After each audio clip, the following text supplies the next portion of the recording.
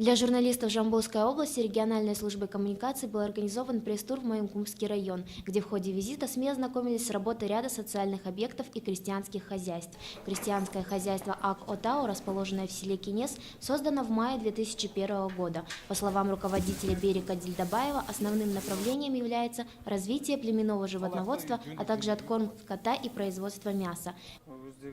В начале дела у нас было всего 13 коров и 50 овец. Сейчас в хозяйстве есть свыше 200 коров, около 700 овец и более 100 лошадей. При поддержке правительства купили нужные нам техники. Получаем субсидии.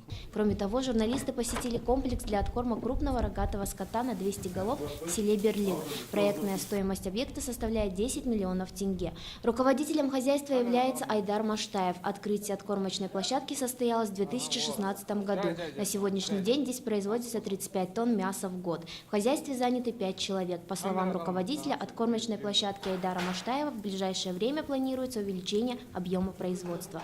Не отстает и по показателям бизнес-сектор Моенкумского района. Так, ТО «Моенкум Курулыс» компания ОСЫ ведет свою работу с декабря 2009 года. ТО «Моенкум» занимается изготовлением пластиковых окон, дверей, а также владеет гостиничным комплексом и предоставляет услуги общественного питания. На предприятии работает 9 человек. Стоит отметить, что местные жители высоко ценят продукцию ТО «Моенкум», образец качества и доступной цены. В целом, Моенкумский район Жамбылской области остается одним из самых многообещающих в регионе. Ирина Кожухарова, Самат Сатылганов, новости Жамбыл Ньюс.